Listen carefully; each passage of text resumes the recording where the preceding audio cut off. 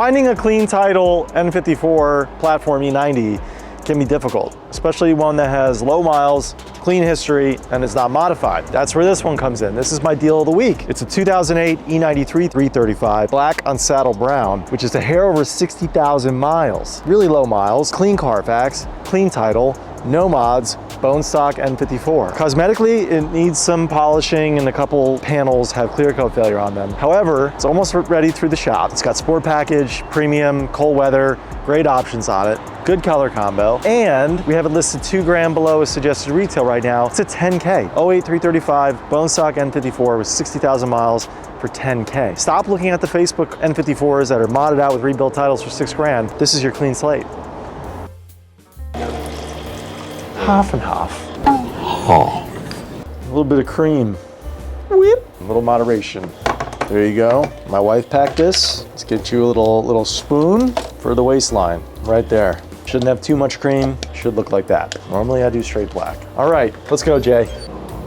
All right, man, let's take a look at what we got. I want to talk about a pretty good value here. A lot of our X3s and 3 Series, right, an entry-level BMW, they end up selling to first-time car buyers or someone that's just looking for a cheap cash daily. If you think about it, or if you've been in the market for a car recently, if you're looking for a small SUV or CUV, finding a Honda or a Toyota under 100,000 miles, anywhere near 10 years of age is impossible for under 15 grand. It's probably impossible below 20 grand, let's be honest, unless it's a Mitsubishi. The bigger they are, the harder they fall. The great thing about luxury cars is that they depreciate quicker than, let's say, a Japanese market vehicle. This is a 2017 X3, now a 9-year-old vehicle. 15,000 miles a year, should have somewhere between 120 and 140,000 miles. It only has 79 and a couple of owners, not even $13,000. So for 14 in and out off the lot, you have a 17 with 79,000 miles. 17 Honda or Toyota with 79,000 miles.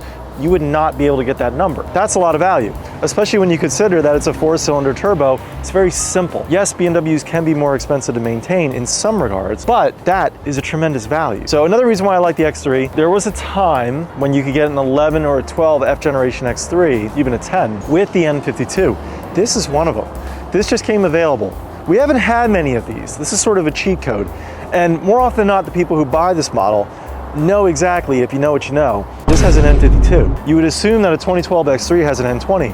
No, it has the N52 inline 6 with a newer generation body, the F generation body. This one is only $11,000 for a 2012 with 95,000 miles on it. That's a lot of, it's a lot of value. A 15-year-old car with sub 100,000 miles for $11,000. Both of these just went through our shop. Both of them are now available. If you know someone looking for a cash buy or a first-time driver car, these are really practical. Woo!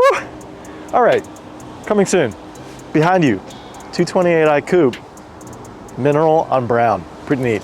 Coffee interior, coffee. You heard me talk about last week the E350. I love these. We haven't had a W212 chassis in a bit. This one is a 14, and we have a 16. This one just arrived. This is your facelifted E350. In terms of BMW realm, it's a 5 Series competitor.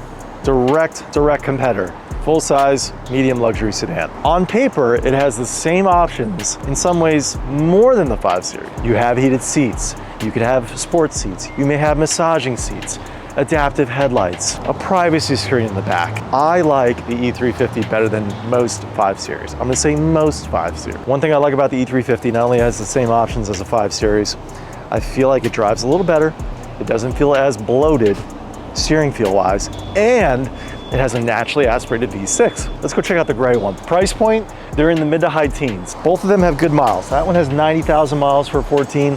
This is a 16 Sport Pack now listed, with only 57,000 miles for 17 grand. I got the key in here somewhere in my Patagucci. There we go. Premium metallic paint over a cream interior. Heated seats, privacy display, dual panoramic roof. What I like about this and the 5 Series is that when you're cruising on the highway at 70, 75 miles an hour, you can hear yourself think, you can hear yourself talk, you can fall asleep in it. They're super comfortable. I said it last week, I'm gonna say it again, I stand on this. I like the E350 better than most 5 Series. If you're a BMW guy and you wanna argue with me, no problem. Come by, let's go for a ride, and you can tell me what you think after. These are 2 E-Classes coming up, another premium sedan offer here at Atlas Motor Co. Are you a technician or you know of a technician, someone that's experienced in European, whether it be BMW, Porsche, or Mercedes repair? If you got a few years at the dealership and you're sick of where you are and want to change, come join our team. This bay is open. It could be yours. Atlas Motor Co. here in Raleigh are looking for a new technician to join our team to work alongside John Paquette, our senior master technician. You'll definitely have 40+ hours a week with our team here. Training is available. We have various benefits. We have a corporate chaplain that's available here, and we are just a stone's throw away from Raleigh, so commuting is easy. But we are actively looking for a new technician to join our team. Drop us a DM. Let's have a conversation. Hey, what's up, John? What's up, man? Hey, man, what would you say is the most reliable BMW engine? That's a tough one. If I were to have to pick one, I would actually probably pick the M54, which is this motor. Oh. It's just a pretty solid motor with a lot of people hitting 300, 200+. That makes sense. So you got a lot of time to see how well it can hold up. Oh, okay. There's tons of these motors with 250,000+ on it right now that are driving. So that's a pretty solid motor in my opinion. And then I'm gonna say a close second is the N51. Yeah, this is the predecessor of that motor. Also extremely reliable. In my opinion, it's just a little bit more expensive than the M54. Okay. A lot, like they just have more oil leaks, more cooling system issues. Overall, it's not that bad compared to the newer cars. These are also very reliable. 51s? Yeah. Okay. What is the worst one in your opinion? N63. Why? It was their first V8 that was a hot V, and they just didn't have the adequate cooling, and they cooked valve guides. And they just constantly burned oil. So what is that in? The 2009 to 2014 750, the X5. Oh, those, okay. Anything with a V8.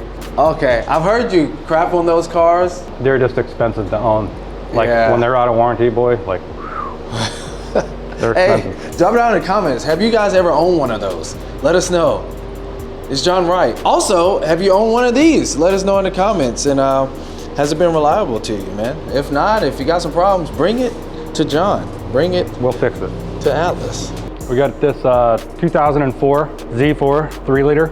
We got some work going on with it. Tackled some valve cover gaskets and the oil filter housing gasket. This is the OG one that always failed in the beginning, and then they went to the N50 style that always fails as well. So this is the first piece of crap that they made for oil filter housing gaskets. We got some shocks going in it. Should be a pretty solid runner.